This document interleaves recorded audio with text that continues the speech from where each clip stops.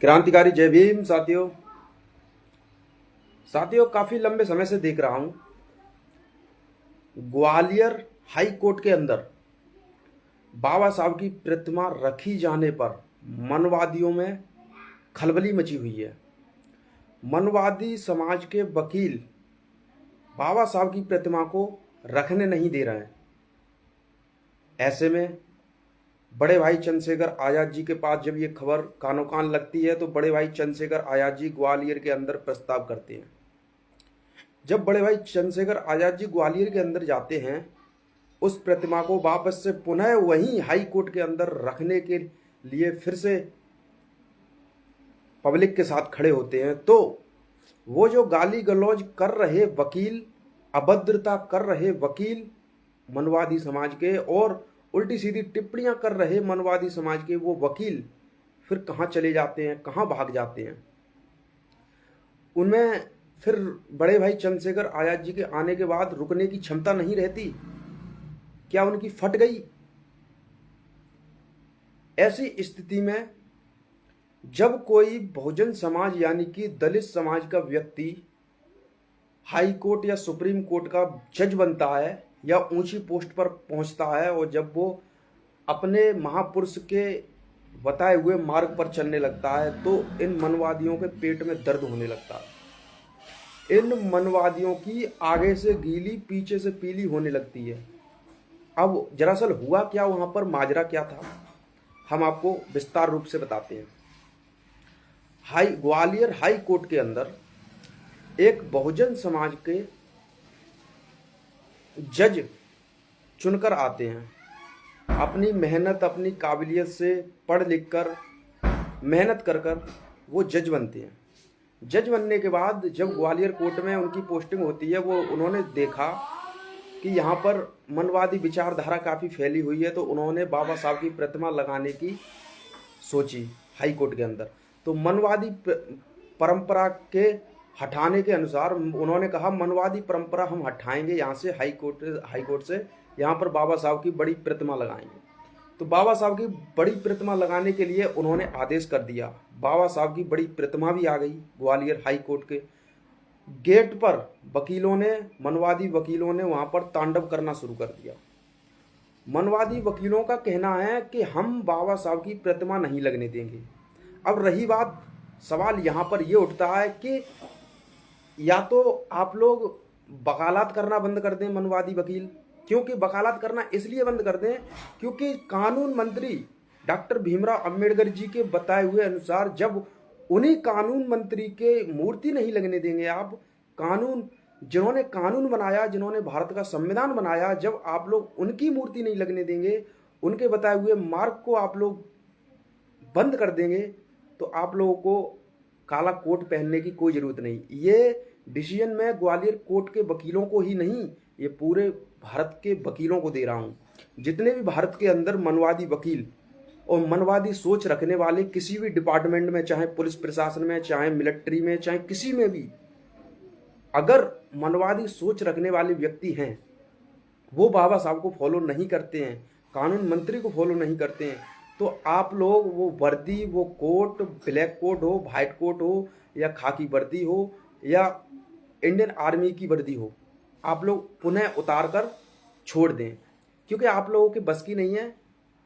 और आप लोग ये सब छोड़कर पूजा पाठ में ध्यान दें, आप लोग मंदिर मस्जिद में ध्यान दें, आप लोग ये सब छोड़ दें, आप लोग हिंदू मुस्लिम में ध्यान दें, आप लोग दंगा प्रसाद करवाने में ध्यान दें और इन वर्दियों को छोड़ दें। हमारा यही डिसीजन रहेगा, क्योंकि मैंने देखा है अक्सर ये जो जेलें हैं ये हमेशा गरीब लोगों के लिए बनी हुई हैं। अगर गरीब व्यक्ति, दलित व्यक्ति कोई भी टिप्पणी कर दे तो उनको जेलों में ठूस दो। ये जेलें पैसे वालों के लिए नहीं है, क्योंकि पैसे वाले के ऊपर मुकदमा लगते ही पैसे वाले का डिसीजन तो थाने थाने में ही हो जाता है ले दे के। और ये खाकी जो अपने आप को कानून का रक्षक बताते हैं, वही बच्चक बन जाते हैं, वही रिश्वत लेके उन पैसे वालों को थाने थाने से ही छोड़ देते हैं। एक बार मैंने देखा फिरोजाबाद के अंदर, हमारे जिला फिरोजाबाद के अंदर दलित समाज के एसपी सिटी, फिरोजाबाद के दलित समाज एसपी सिटी, उनके ऊपर अभद्रता की गई, गाली गलौज की गई। यहाँ तक कि SC/ST एक्ट मुकदमा लगाने वाला अपशब्द यानी कि उनके जाति सूचक शब्द भी कहे गए। लेकिन फिरोजाबाद के अंदर इतना सारा पुलिस प्रशासन होने के बावजूद भी उन गुंडों को जो गाली गलौज कर रहे थे, SP साहब को अभद्रता कर रहे थे, गालियां दे रहे थे, उन गुंडों के ऊपर कोई भी कार्रवाई नहीं हुई। तो इससे ये समझ में आता है जिसकी सत्ता यानी कि जिसकी लाठी उसकी भैंस, इससे ये समझ में आता है। तो ये जेल गरीब लोगों के लिए बनी हुई है, अमीर लोगों के लिए नहीं बनी हुई है। अमीर लोग चाहे मर्डर कर दें, उनका काम हो जाएगा, 1-2 महीने 3 महीने में छूट आएंगे वो। लेकिन गरीब साला 7 साल 8 साल 14 साल 25 साल वहां जेल में काटेगा। क्यों भाई, ऐसा क्यों? अगर आप लोग कानून को फॉलो करते हो, बाबा साहब के संविधान को फॉलो करते हो, तो कानून यानी कि अपराध करने वाला अपराधी होता है, तो फिर कानून की धाराएं सबके ऊपर बराबर लगानी चाहिए। अब मैंने देखा कि बाबा साहब का जन्मदिन था, बाबा साहब के जन्मदिन के दूसरे दिन ही मैंने कोई अभद्रता भी नहीं की, मैंने कोई टिप्पणी भी नहीं की, मैंने बाबा साहब का जन्मदिन की सिर्फ पोस्टें की। उसमें ही पता नहीं पुलिस प्रशासन को किसने उल्टी सीधी कह दी कि सोनू सिंह गाली दे रहा है, देवी देवताओं को गाली दे रहा है। तो पुरानी वीडियो, 5 साल पुरानी वीडियो देखकर पुलिस प्रशासन मेरे घर पहुंच गई। ओ भाई, गाड़ी भर के घर पहुंच गई झकाझक, और कहने लगी सोनू कहाँ है, ये कहाँ है, वो कहाँ है, फलाना कहाँ है, अपनी गुंडागर्दी दिखाने लगी। हाँ भाई, फिर मैंने SP साहब से मेरी बातचीत हुई, SP साहब से मैंने मैसेज किया, SP साहब को मैंने बताए। तो उन्होंने इस मामले को हैंडल में लेते हुए मैंने उनसे कहा ये 5 साल पुरानी वीडियो है, और इस वीडियो को फिर दोबारा से लोगों ने, मनवादी समाज के लोगों ने फिर दोबारा से अपडेट करके इसको वायरल कर दिया और मेरे घर पे पुलिस परेशान कर। तो ठीक है भाई, यहाँ पे मैटर। लेकिन 5 साल पुराना वीडियो पर एक्शन, पुलिस प्रशासन आ गई एक्शन मोड में, लेकिन SP साहब को गाली देने वाले, अभद्रता करने वाले के ऊपर कोई एक्शन नहीं। पैसे वाला चाहे पुलिस प्रशासन को तू तलाक बोल जाए, गाली दे जाए, 4 गाली दे जाए, 5 गाली दे जाए, उनके ऊपर कोई एक्शन नहीं। लेकिन गरीब व्यक्ति को क्यों सताया जाता है? अब भाई बात आती है ग्वालियर हाई कोर्ट की। तो ग्वालियर हाई कोर्ट में बाबा साहब की प्रतिमा तो देखो लगेगी, चाहे मनवादी मेरी वीडियो देख रहे हो या ना देख रहे हो, और उनके पास शेयर कर देना। तुम्हारी आगे से कीली पीछे से पीली हो जाएगी। अगर हम लोग बहुमत में होते, हम लोग सत्ता में बैठे होते, तो तुम्हारी औकात नहीं थी जो तुम बाबा साहब की प्रतिमा को वहां ग्वालियर हाई कोर्ट के गेट के सामने से वापस करवा देते और बाबा साहब की मूर्ति का अपमान कर देते।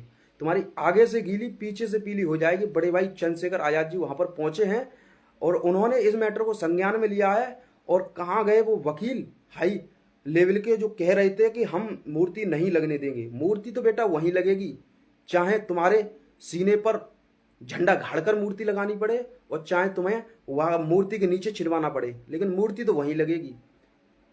आ जाओ और मूर्ति को लगने से रोक के दिखा दो, तुम्हारे पिछवाड़े में दम हो तो। क्रांतिकारी जय भीम।